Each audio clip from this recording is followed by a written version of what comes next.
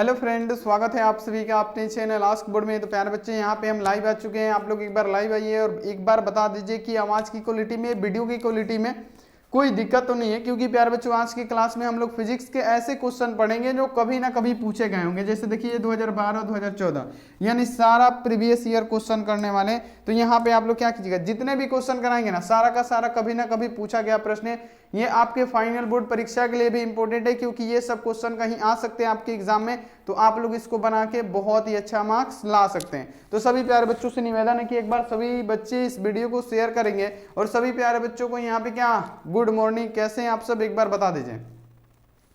जल्दी जल्दी कमेंट कीजिए और एक बार बता दीजिए कि आप सब कैसे हैं। तो चलिए, यहाँ पे जो आज का क्लास होने वाला है, यहाँ आप देखिए फिजिक्स का होने वाला है। और फिजिक्स में आपको पता ही है कि जो प्रीवियस ईयर क्वेश्चन है, आजकल बहुत ज्यादा क्वेश्चन प्रीवियस ईयर से आ रहा है, खास करके सब्जेक्टिव क्वेश्चन।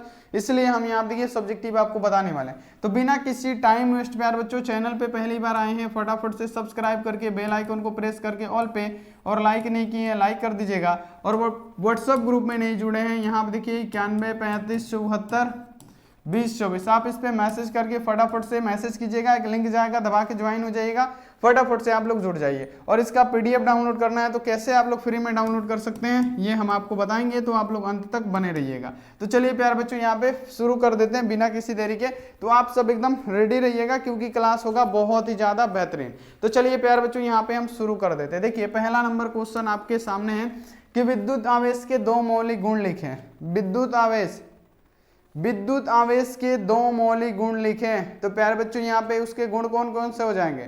पहला कि विद्युत आवेश क्या होता है, एक अदिश राशि होता है। ये आप लोग मौलिक गुण लिख सकते हैं, विद्युत आवेश, इलेक्ट्रिकल चार्ज। दूसरा आप लोग लिख सकते हैं आवेश, विद्युत आवेश, इसको ना कोई उत्पन्न कर सकता है ना कोई नष्ट कर सकता है।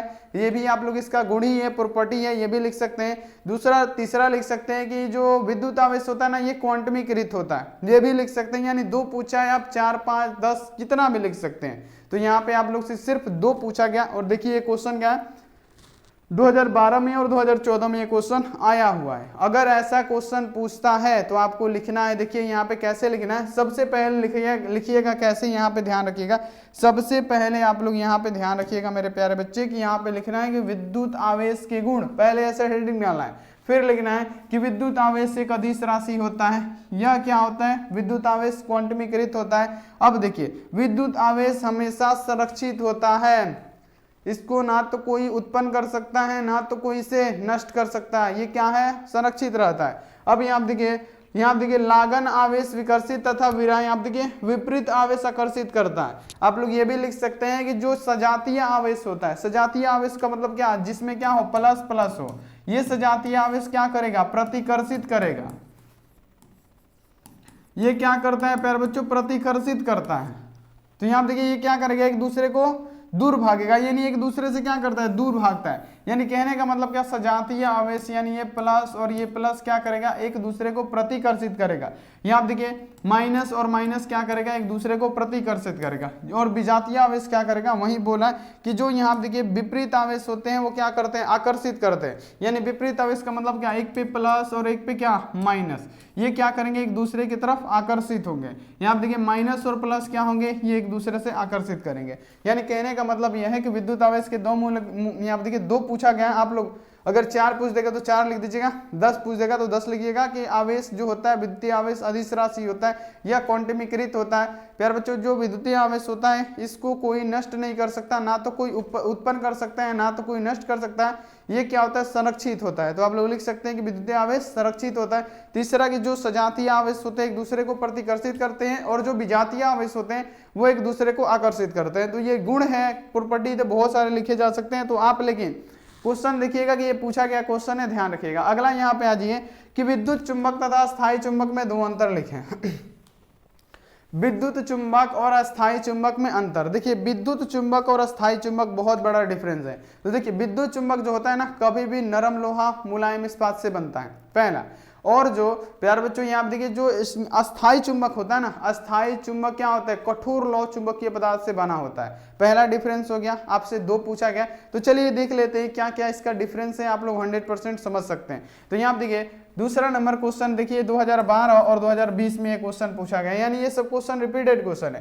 क्वेश्चन है कि यहाँ आप देखिए विद्युतीय चुंबक एवं यहाँ देखिए अस्थायी चुंबक में दो अंतर लिखे। तो सबसे पहले तो हम आपको बताएंगे हेडिंग डालना जरूरी है, हेडिंग डालना बाबू जरूरी है। यहाँ पे ऐसे डालिएगा, उसके बाद से लिखिएगा पहला यहाँ पे कि विद्युत चुंबक क्या है और यहाँ पे देखिए अस्थायी चुंबक क्या है। चाहे तो आप लोग इसको डिवाइड में कर सकते हैं, यहाँ पे विद्युत चुंबक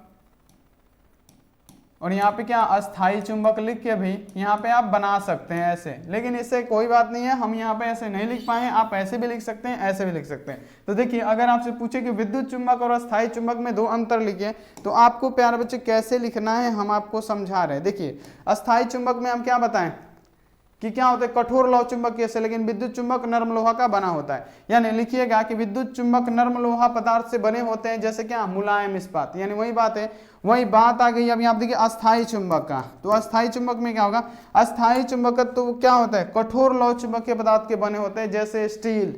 ये पहला डिफरेंस हो गया कि अस्थायी चुंबक लौह कठोर, यहाँ पे देखिए कठोर लौह चुंबक से बने होते हैं, लेकिन यहाँ पे देखिए विद्युत चुंबक क्या होता है, मुलायम इस्पात से बना होता है। अब देखिए दूसरा कि इसमें यहाँ पे देखिए एक अस्थायी चुंबकीय क्षेत्र होता है जो जब तक रहता है जबकि इसकी यहाँ देखिए कुंडलियों में विद्युत धारा प्रवाहित होती रहती है। समझिए यहाँ पे कि इसमें एक अस्थायी चुंबकीय क्षेत्र रहता है, किसमें, नरम लोहा में। नरम लोहा में एक अस्थायी चुंबकीय क्षेत्र रहता है, जब तक रहता है जब तक उसमें विद्युत धारा का प्रवाह रहता है, जब तक वो रहता है जब तक इसमें विद्युत धारा का प्रवाह रहता है। और यहाँ देखिए दूसरा इसमें डिफरेंस क्या लिखेगा कि इसका एक अस्थायी चुंबकीय क्षेत्र होता है, यानी क्या, जो स्टील होता है, यानी कहने का मतलब क्या, जो कठोर लौह चुंबकीय पदार्थ होता है उसका एक अस्थायी चुंबकीय क्षेत्र होता है, लेकिन इसमें क्या होगा, इसका अस्थायी होगा। ये जब तक विद्युत क्षेत्र उसमें रहेगा, विद्युत धारा रहेगा, तब तक वो रहेगा, विद्युत धारा खत्म, वो प्यार बच्चों क्या होगा, वो भी खत्म। यानी जो यहाँ पे अस्थायी चुंबक होता है उसमें क्या होता है, एक अस्थायी चुंबकत्व होता है, लेकिन इसमें क्या होता है, नहीं होता है। इसमें क्या होता है, अस्थायी चुंबकत्व होता है जो जब तक रहता है जब तक इसमें विद्युत धारा प्रवाहित होती रहती है। तो ये डिफरेंस है, ये क्वेश्चन आपको याद होने चाहिए। अगला आ जाइए, ये देखिए इंग्लिश मीडियम वाले फटाफट से एक बार स्क्रीनशॉट ले लेंगे।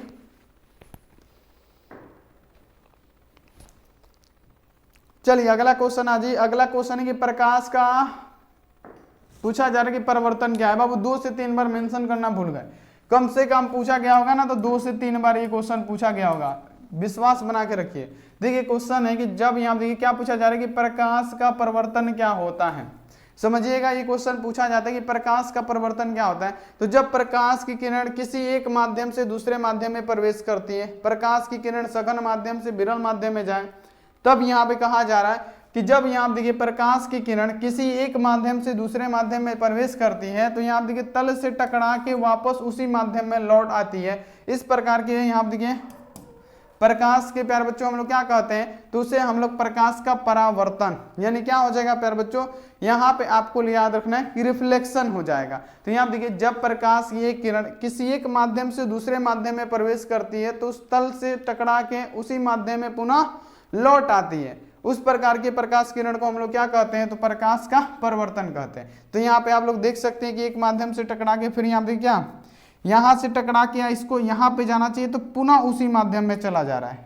यहाँ देखिए आपतित किरण क्या हो रहा है, परिवर्तित हो जा रहा है, यानी इससे टकरा के क्या चल जा रहा है, इसी दिशा में चल जा रहा है, यानी उसी माध्यम में आ जा रहा है। देखिए यहाँ पे कि जब प्रकाश की किरण किसी एक माध्यम में दूसरे माध्यम में प्रवेश करती है, एक माध्यम से दूसरे माध्यम में प्रवेश करना चाहती है, तो क्या होता है, तो वो यहाँ पे क्या होती है, तल से टकरा के, यानी ये तल है, इससे टकरा के क्या वापस उसी माध्यम में लौट जाती है, फिर यही माध्यम में क्या हो गई, लौट आती है। इसी घटना को हम लोग यहाँ प्रकाश का परिवर्तन कहते हैं। तो यहाँ पे आपको याद कर लेना है कि अगर यहाँ देखिए प्रकाश पड़ा, शीशे में टकराया, फिर क्या उसी में वो लौट गया, यानी प्रकाश टकरा के क्या होता है, लौट जाता है, उसे क्या कहते हैं हम लोग, उसे कहते हैं बाबू यहाँ पे याद रखना है कि प्रकाश का परावर्तन, यानी क्या उसका लौट जाना वापस। परिवर्तन का मतलब होता है प्रकाश का पुनः लौट जाना। ये समझ में आ गया होगा। अगला यहाँ पे आ जाइए, देखिए कि पूर्ण आंतरिक परिवर्तन से आप क्या समझते हैं, और ज्यादा से ज्यादा इसमें ऑप्टिक्स का क्वेश्चन है, क्योंकि आपका फिजिक्स का जो डे 8 था ना, समझ लीजिए कि इसी में, फिजिक्स का जो आपका डे 8 था वो समझ लीजिए कि इसी में, क्योंकि इसमें ऑप्टिक्स से ज्यादा क्वेश्चन रहेंगे। ये देखिए क्वेश्चन है कि यहाँ देखिए पूर्ण आंतरिक परिवर्तन से आप क्या समझते हैं, इसके शर्तों को लिखिए। क्या है, देखिए 2016 का ये क्वेश्चन है, 2021 का क्वेश्चन है, पूछा गया क्वेश्चन है कि पूर्ण आंतरिक परिवर्तन से आप क्या समझते हैं, इसके शर्त को लिखे। तो जब यहाँ देखिए, जब कोई प्रकाश किरण सघन माध्यम से विरल माध्यम में प्रवेश करती है तो आपतन कोण का मान क्रांति कोण से अधिक होने पर प्रकाश क्या होती है, विरल माध्यम में प्रवेश करने के बजाय वो सघन माध्यम में ही लौट आती है, और इसी घटना को हम लोग क्या कहते हैं, तो इसी घटना को हम लोग क्या कहते हैं, पूर्ण आंतरिक परिवर्तन कहते हैं। अब इससे आसान डेफिनेशन, इससे आसान भाषा में आपको कोई नहीं समझा सकता कि प्रकाश का पूर्ण आंतरिक परिवर्तन। समझिए क्वेश्चन है कि प्रकाश का पूर्ण आंतरिक परिवर्तन, यानी यहाँ पे क्या हो जाएगा, टोटल इंटरनल रिफ्लेक्शन।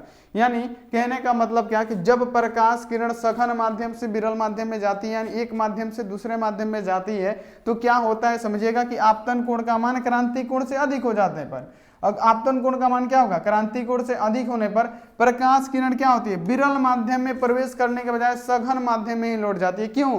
क्योंकि यहाँ पे आपतन कोण का मान क्या हो रहा है, क्रांति कोण से अधिक हो रहा है। इसी कारण क्या होता है, प्रकाश विरल माध्यम में क्या करती है, विरल माध्यम में प्रवेश करने के बजाय वो सघन माध्यम में ही लौट आती है, और इसी को हम लोग क्या कहते हैं, इसी घटना को हम लोग पूर्ण आंतरिक परिवर्तन कहते हैं। तो यहाँ पे आपको इसको याद कर लेना है। अब यहाँ पे पूछा गया कि इसके शर्त कौन कौन से होंगे, तो इसका 2 शर्त होता है प्यारे बच्चों, याद रखना, ये मोस्ट इंपोर्टेंट क्वेश्चन है कि प्रकाश के पूर्ण आंतरिक परिवर्तन के शर्त कौन कौन से हैं। तो प्यारे बच्चों इसका शर्त कौन हो जाएगा, तो प्रकाश की किरण को सघन माध्यम से विरल माध्यम में जाना चाहिए। यानी कहने का मतलब क्या, प्रकाश की किरण को कहां से कहां जाना चाहिए, सघन, यहाँ देखिए सरल माध्यम से सघन माध्यम से विरल माध्यम में, तो ये तो नहीं जा रहा है, क्या हो रहा है, आपतन कोण का मान परिवर्तन कोण से अधिक होने पे वो पुनः लौट आ जा रहा है।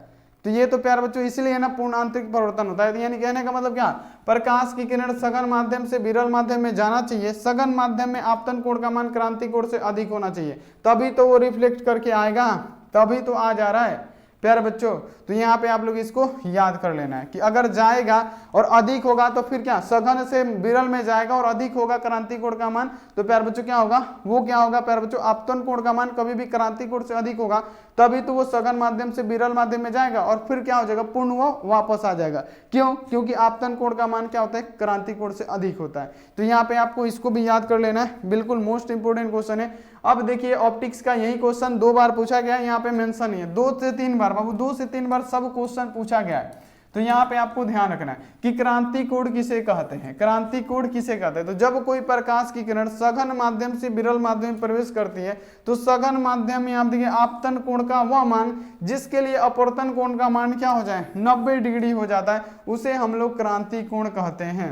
अब यहाँ देखिए उसमें क्या हो रहा था कि जब सघन माध्यम से विरल माध्यम में जा रहा था तो यहाँ देखिए अपवर्तन कोण का मान क्या, क्रांति कोण से अधिक होने पे क्या प्यारे बच्चों क्या, वो पुनः वापस आ जा रहा था। लेकिन क्रांति आप देखिए कोण, अगर आपसे पूछे कि क्रांति कोण किसे कहते हैं, तो देखिए क्रांति कोण किसे कहते हैं, तो जब कोई प्रकाश की किरण सघन माध्यम से विरल माध्यम में प्रवेश करती है तो जहाँ क्या होता है, तो सघन माध्यम में आपतन कोण का वह मान जिसके लिए अपवर्तन कोण कितना डिग्री का हो जाए, 90 डिग्री का हो जाए, उसे हम लोग क्या कहते हैं, तो क्रांति कोण कहते हैं। अब यहाँ देखिए इसके भी शर्त होते हैं, तो इसके शर्त आप लोग कैसे लिख सकते हैं कि प्रकाश की किरण को प्रकाशीय सघन माध्यम से प्रकाशीय विरल माध्यम में गमन करना चाहिए, ये इसके शर्त है। दूसरा लिखना है कि आपतन कोण का मान उस माध्यम में क्रांति कोण से क्या होना चाहिए, अधिक होना चाहिए। कहने का मतलब कि आपतन कोण का मान उस माध्यम में क्रांति कोण के मान से क्या हो, अधिक हो, तभी होगा यह संभव क्या, यहाँ पे क्रांति कोण। तो यहाँ पे आपको इसको लिख देना है, बिल्कुल मोस्ट इंपोर्टेंट क्वेश्चन है, तो आप सभी से लिख के याद कर लीजिएगा। 2 मिनट नहीं लगेगा याद करने में, लेकिन ये क्वेश्चन बहुत ही ज्यादा इंपॉर्टेंट होते हैं। अब देखिए नाभिकीय रिएक्टर पूछा जा रहा है कि नाभिकीय रिएक्टर जो न्यूक्लियर यहाँ पे देखिए रिएक्टर होता है वो क्या होता है, इसका 2 उपयोग लिखें। नाभिकीय रिएक्टर क्या है, इसके 2 उपयोगों को लिखें। नाभिकीय रिएक्टर क्या है, इसके 2 उपयोग लिखें। तो देखिए नाभिकीय रिएक्टर क्या होते हैं, नाभिकीय रिएक्टर एक यंत्र है जिसमें नाभिकीय विखंडन की यहाँ देखिए यांत्रिक श्रृंखला प्रतिक्रिया के द्वारा ऊर्जा उत्पन्न किया जाता है, उसे हम लोग क्या कहते हैं, नाभिकीय रिएक्टर कहते हैं। समझिएगा, इससे आसान डेफिनेशन नहीं मिलेगा कि नाभिकीय रिएक्टर एक यंत्र है, प्यारे बच्चों क्या है, एक युक्ति है जिसमें क्या होते हैं, नाभिकीय विखंडन की यहाँ देखिए संयंत्र श्रृंखला प्रक्रिया के द्वारा ऊर्जा उत्पन्न किया जाता है। यानी क्या, नाभिकों को तोड़ के प्यारे बच्चों यहाँ पे क्या, एक नाभिक को हल्के हल्के नाभिक में तोड़ के इसके द्वारा यहाँ पे क्या किया जाता है, इससे ऊर्जा को क्या किया जाता है, उत्पन्न किया जाता है, ऊर्जा को उत्पन्न किया जाता है। इसीलिए प्यारे बच्चों इसे क्या कहते हैं, तो नाभिकीय रिएक्टर कहते हैं। ध्यान रखिएगा कि नाभिकीय रिएक्टर एक युक्ति है जिसमें क्या किया जाता है, नाभिकीय विखंडन की यांत्रिक श्रृंखला द्वारा, यानी एक बड़े नाभिक को तोड़ के हल्के हल्के नाभिक में विभक्त करके उसके द्वारा अगर ऊर्जा उत्पन्न किया जाता है उसे हम लोग क्या कहते हैं, तो नाभिकीय रिएक्टर कहते हैं। अब यहाँ पे हैशटैग इसका उपयोग लिखिए। उपयोग अगर आपसे पूछा है तो आपको लिखना है कि इसके दो उपयोग, तो इसके द्वारा अनेक तत्वों के रेडियो आइसोटोप बनाए जा सकते हैं। किसके, तो नाभिकीय रिएक्टर द्वारा। उसके द्वारा क्या, अनेक तत्वों के क्या, रेडियो आइसोटोप बनाए जाते हैं। पहला यहाँ पे इसका उपयोग, इसके द्वारा विद्युत शक्ति उत्पन्न की जाती है। किसके द्वारा, तो यहाँ देखिए नाभिकीय रिएक्टर द्वारा। तो अगर आपसे पूछ दे ये क्वेश्चन, ये बाबू इसमें से तो जरूर पूछेगा। ये क्वेश्चन आपको 10 बताने वाले हैं, ज्यादा क्वेश्चन नहीं लिख पाए थे प्यारे बच्चों, तो यहाँ आप देखिए 10 ही क्वेश्चन लिख पाए, लेकिन 10 में से जरूर क्वेश्चन आएगा। जरूर आप लोग इसको याद कर लीजिएगा, याद करने में 5 मिनट भी नहीं लगेगा आपको। तो यहाँ आप देख लीजिए, इसके द्वारा अनेक रेडियो तत्व आइसोटोप किए जाते हैं और इसके द्वारा विद्युत शक्ति भी उत्पन्न की जा सकती है। तो ये भी आप लोग याद रखिएगा। चलिए, क्यूरी ताप क्या है, क्यूरी ताप बहुत बढ़िया क्वेश्चन है कई बार, क्योंकि हम आपको ज्यादा से ज्यादा पढ़ा रहे हैं क्या, ऑप्टिक्स के ज्यादा क्वेश्चन, क्योंकि आपका डे 8 चल रहा था और मान लीजिए कि ये डे 8 ही है। चलिए आप देखिए क्वेश्चन आपके सामने कि क्यूरी ताप क्या होता है। बाबू क्यूरी ताप क्या होता है, जहां पे लौह चुंबकीय पदार्थ अनुचुंबकीय पदार्थ में बदलने लगता है। बाबू पढ़ाए थे ना आपको ऑब्जेक्टिव में कि क्यूरी ताप क्या होता है। तो क्यूरी ताप होता है कि वह उच्चतम ताप जिस पर एक लौह चुंबकीय पदार्थ क्या होता है, अनुचुंबकीय पदार्थ में बदलने लगता है, परिवर्तित होने लगता है। बाबू क्वेश्चन सब इंपोर्टेंट है, यहाँ पे याद रखना है कि यहाँ पे क्यूरी ताप क्या होता है। तो यहाँ देखिए क्यूरी ताप होता है कि वह अधिकतम मान, वह उच्चतम ताप जिस पे क्या हो, एक लौह चुंबकीय पदार्थ धीरे धीरे क्या, अनुचुंबकीय पदार्थ में परिवर्तित होने लगे, उसे हम लोग क्या कहते हैं प्यारे बच्चों, उसे कहते हैं हम लोग क्या। तो यहाँ पे याद रखना है क्यूरी ताप। जैसे यहाँ देखिए 770 डिग्री सेल्सियस, 770 डिग्री सेल्सियस के ऊपर तापक्रम पे अगर टेम्परेचर जाएगा ना, तो यहाँ पे क्या होगा, एक लौह चुंबकीय पदार्थ अनुचुंबकीय पदार्थ में कन्वर्ट होने लगा। 770 डिग्री के सेल्सियस के नीचे ही रहना चाहिए, तभी प्यारे बच्चों क्या होगा, एक लौह चुंबकीय पदार्थ रह पाएगा। अगर 770 डिग्री के सेल्सियस के ऊपर जाता है तापक्रम, तो आपका क्या होगा, लौह चुंबकीय पदार्थ जो होगा कन्वर्ट होने लगेगा किसमें, अनुचुंबकीय पदार्थ में। तो ये सब क्वेश्चन भी आपको याद रखना है। तो यहाँ पे आपको क्यूरी ताप पता लग गया, क्यूरी ताप होता है 770 डिग्री सेल्सियस। इसके अगर यहाँ देखिए नीचे रहेगा तो लौह चुंबकीय पदार्थ रहेगा, इसके ऊपर ताप जाएगा अनुचुंबकीय पदार्थ में बदलने लगेगा। अब देखिए, अब यहाँ पे लिखा गया कि अर्थात यदि हम किसी लौह चुंबकीय पदार्थ को गर्म करते हैं, समझिएगा क्वेश्चन को कैसे लंबा किया जाता है ये आप लोग हमसे भी सीख सकते हैं। जो आपको समझाते हैं ना वो समझाना ही लिख दीजिएगा ना, 100% आपका नंबर मिल जाएगा। जैसे हम आपको समझा रहे हैं, मान लीजिए कि वह उच्चतम ताप जिसपे क्या, जब यहाँ देखिए किसी भी लौह चुंबकीय पदार्थ को गर्म किया जाता है, यहाँ देखिए इतना गर्म कि वो 770 डिग्री की सेल्सियस के ऊपर चला जाए, तो वो लौह चुंबकीय पदार्थ क्या होने लगेगा, अपना चुंबकत्व खोने लगेगा और वो आस्ते आस्ते अनुचुंबकीय पदार्थ में परिवर्तित होने लगेगा। तो इसी को हम लोग क्या कहते हैं, क्यूरी ताप कहते हैं। तो आप लोग अपने से भी बना के लिख सकते हैं। जैसे यहाँ देखिए अर्थात में आपको लिखना है कि यदि हम किसी लौह चुंबकीय पदार्थ को गर्म करते हैं, तो जो लौह चुंबकीय पदार्थ होता है ना, उसके गुण एक निश्चित ताप पर नष्ट हो जाते हैं। निश्चित ताप क्या है, 770 डिग्री के नीचे रहेगा तो लौह चुंबकीय, ऊपर जाएगा नष्ट होने लगेगा, तथा लौह चुंबकीय पदार्थ अनुचुंबकीय पदार्थ में क्या होता है, बदलने लगता है। बात तो वही है, सिर्फ अर्थात अर्थात देखिए लिखते रहिए, बिल्कुल आपको नंबर मिलता रहेगा। चलिए, खतरे का संकेत लाल क्यों होता है, कोई बच्चा बताएगा। हम आपको कितनी बार ऑब्जेक्टिव में चिल्ला चिल्ला के ये क्वेश्चन भी बताए थे कि खतरे का संकेत लाल आखिर क्यों होता है, खतरे का संकेत लाल क्यों होता है। तो प्यारे बच्चों, खतरे का संकेत लाल होता है क्योंकि इसका क्या होता है, तरंग दैर्ध्य सबसे ज्यादा होता है। मेन पॉइंट यही होता है। क्या होता है प्यारे बच्चों, खतरे का संकेत लाल क्यों होता है, क्योंकि इसका तरंगदैर्ध्य अधिक होता है। देखिए, खतरे का संकेत लाल होता है क्योंकि इसका तरंगदैर्ध्य क्या होता है, सबसे अधिक होता है और प्रकीर्णन सबसे कम होता है। प्रकीर्णन यानी क्या, विचलित कम होगा। वो बैगनी रंग होगा, वो विचलता ज्यादा है, फैलता ज्यादा है, लेकिन लाल रंग कम फैलता है। लाल रंग कम फैलता है, तरंगदैर्ध्य ज्यादा होता है। और यहाँ देखिए, अतः लाल रंग यहाँ देखिए दूर से भी स्पष्ट देखा जा सकता है। यही कारण है कि खतरे के संकेत को लाल रंग दिया गया है, यानी खतरे का संकेत लाल रंग। ये यहाँ पे देखिए 2030 में भी शायद पूछा गया था। ये बहुत बढ़िया क्वेश्चन है, याद कर लीजिएगा, मोस्ट इंपोर्टेंट क्वेश्चन है कि लाल रंग खतरे का संकेत क्यों होता है। तो खतरे का संकेत लाल रंग इसीलिए होता है क्योंकि लाल रंग का तरंगदैर्ध्य ज्यादा होता है और जो यहाँ देखिए जो फैलने की क्षमता होती है ना, विचलन, वो बहुत ही कम होती है, वो विचलित बहुत ही कम होती है, फैलती बहुत ही कम है। तो यहाँ आप देख लीजिए, कोई भी एक लाइट है, उसको आप लोग कहीं यहाँ देखिए बोतल वोतल में, जैसे मान लीजिए कोई भी लाइट हो, उसको यहाँ देखिए उसके प्रकाश को ऐसे कर दीजिएगा ना तो वो दूरी तक जाएगा, लेकिन उसी को फैला दीजिएगा ना कुछ डाल के, तो वो क्या होगा प्यारे बच्चों, वो ज़्यादा दूर नहीं जा पाएगा, यानी वही कारण है। यानी जो लाल रंग होता है ना वो विचलित कम होता है और तरंग दैर्ध्य ज़्यादा होता है, इसलिए। अगला यहाँ पे आ जाइए 9 नंबर कि उन दो कारकों को लिखिए जिस पर क्या हो, ताप युग्म में उत्पन्न ताप विद्युत वाहक बल पर निर्भर करता है। यानी कहने का मतलब ये कब 2 बार पूछा गया है, पता नहीं कब यहाँ पे, लेकिन 2 बार जरूर पूछा गया है कि उन दो कारकों को लिखिए जिस पर क्या ताप युग्म में उत्पन्न ताप विद्युत वाहक बल पर निर्भर बल यहाँ पे क्या निर्भर करता है। यानी कहने का मतलब क्या, उन दो कारक को बताइए जिस पर ताप युग्म में उत्पन्न ताप विद्युत वाहक बल पर निर्भर करता है। कौन कौन, तो जंक्शन तापक्रम पर निर्भर करता है। दूसरा लिखना है कि जिस धातु का जंक्शन बना होता है उसकी प्रवृत्ति पर भी निर्भर करता है कि वो प्यार बच्चों जंक्शन किस धातु का बना हुआ है। तो यहाँ पे आप लोग इसको ये लिख दीजिएगा, ये भी मोस्ट इंपोर्टेंट क्वेश्चन है। और यहाँ पे देखिए अगला क्वेश्चन यहाँ पे आ जाइए 10 नंबर की, आकाश का तरंग नीला, यहाँ पे देखिए आकाश का रंग नीला क्यों होता है, आकाश नीला क्यों दिखाई देता है, पीला क्यों नहीं दिखाई देता, काला क्यों नहीं दिखाई देता। तो यहाँ पे आप लोग समझिए कि आकाश नीला क्यों दिखाई देता है। तो देखिए जब यहाँ देखिए सूर्य से निकलने वाली प्रकाश की किरणें पृथ्वी के वायुमंडल में जब प्रवेश करती है ना, जो प्रकाश निर्वात से निकल के पृथ्वी के वायुमंडल में प्यार बच्चों जब प्रवेश करती है तो यहाँ देखिए विभिन्न रंगों में वो प्रकीर्णित हो जाती हैं, यानी बहुत सारे रंगों में वो विचलित हो जाती है। चूंकि नीले रंग का तरंग दैर्ध्य लाल रंग के तरंग दैर्ध्य से क्या होता है प्यारे बच्चों, कम होता है। नीला का तरंग दैर्ध्य लाल रंग से कम होता है तथा नीले रंग का प्रकीर्णन क्या होता है, लाल रंग से अधिक होता है। नीले रंग का प्रकीर्णन लाल रंग से अधिक होता है, यही कारण होता है कि आकाश नीला दिखाई देता है। लाल के बजाय क्या दिखाई देगा, नीला दिखाई देगा। तो यहाँ पे आप लोग इसको याद कर लीजिएगा कि यहाँ पे जो प्रकाश नीला दिखाई पड़ता है उसका कारण यही है कि आप देखिए जब सूर्य से निकलने वाली प्रकाश की किरणें, जब सूर्य से निकलने वाली प्रकाश की किरणें पृथ्वी के वायुमंडल में प्रवेश करती है ना, तो विभिन्न रंगों में प्रकीर्णित हो जाती है। चूंकि आपको पता है कि जो नीले रंग का तरंग दैर्ध्य होता है वो लाल से कहीं कम होता है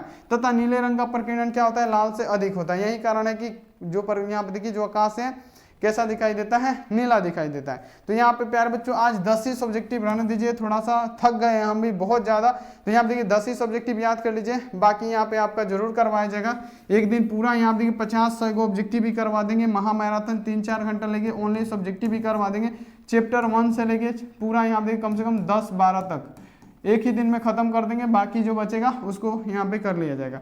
तो चलिए आप देखिए क्या कीजिए, चैनल को फटाफट से सब्सक्राइब करके बेल आइकन को प्रेस करके ऑल पे, और लाइक नहीं किए हैं लाइक कर दीजिएगा। नंबर नोट कीजिए, व्हाट्सएप ग्रुप में जुड़ जाइए 9135742024। आप इस पर क्या कीजिए, मैसेज करके फटाफट से जुड़ जाइए। अब देखिए इसका PDF डाउनलोड करने के लिए सबसे पहले क्या करना होगा, आपने फ़ोन में गूगल या क्रोम को ओपन करना है और ओपन कीजिएगा ऐसे। ओपन करने के बाद से यहाँ देखिए आपके सामने सर्च बार दिखेगा, तो सिंपली आपको क्या लिखना है, ASKBORD लिखिएगा और यहाँ पे सर्च कर दीजिएगा, ऐसा आएगा। आपको इसी पे एक बार क्लिक करना है। जैसे ही आप इस पे एक बार क्लिक कीजिएगा ना, यहाँ देखिए यहाँ पे अभी नहीं दिखा रहा है लेकिन कल यहाँ पे दिखाई देगा कि यहीं से आके सब्जेक्टिव फिजिक्स का डाउनलोड कीजिए। तो आके आप लोग फटाफट से यहाँ पे सब्जेक्टिव डाउनलोड कर लीजिएगा। तो चलिए थैंक्स फॉर वॉचिंग, मिलते हैं ऐसी अगली क्लास में। आप लोग अपना ध्यान रखिए और मन लगा के बाबू पढ़ाई करते रहिए। Take care and bye.